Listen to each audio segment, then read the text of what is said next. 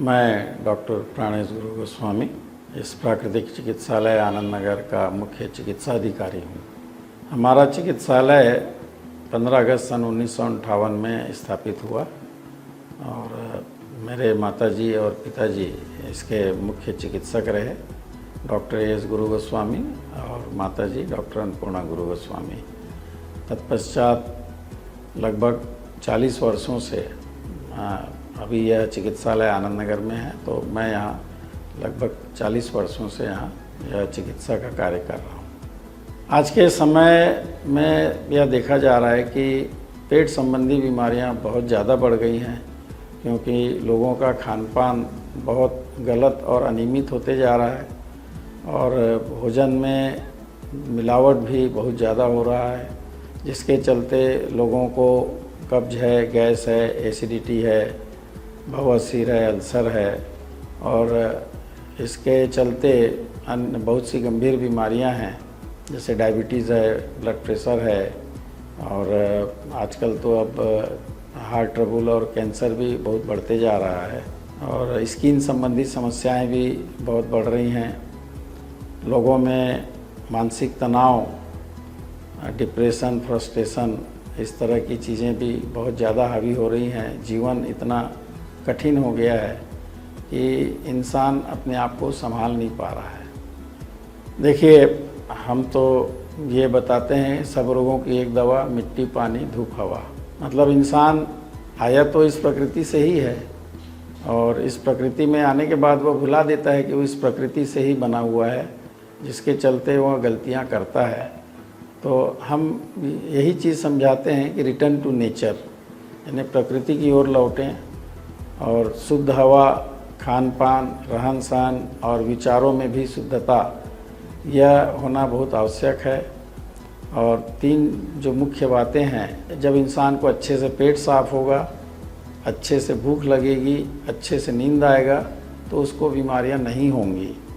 और अगर हो भी जाती हैं तो इन्हीं 3 मूल बातों पे ध्यान देना है कि अच्छे से पेट साफ कैसे हो, उसके लिए प्रकृति हमें क्या प्रदान करती है खाने पीने में, अच्छे से भूख कैसे लगे और अच्छे से नींद आएगी। आज यह देखा जाता है कि लोग मोबाइल है, लैपटॉप है, टीवी है, वह अन्य प्रकार के चीज़ों में, गैजेट्स में उलझे रहते हैं और जब नींद आती है तो नींद नहीं लेते हैं, डॉक्टर पास जाते हैं, डॉक्टर बोलता है साहब आपको इंसोम्निया हो गया है। तो हम ये बताते हैं कि नहीं, आप जो प्रकृति के विरुद्ध गए, समय पर आप जब आपको नींद आ रही थी आप नहीं सोए, जिसका दुष्परिणाम हुआ कि आपको इंसोम्निया यानी नींद नहीं आने की बीमारी हो गई।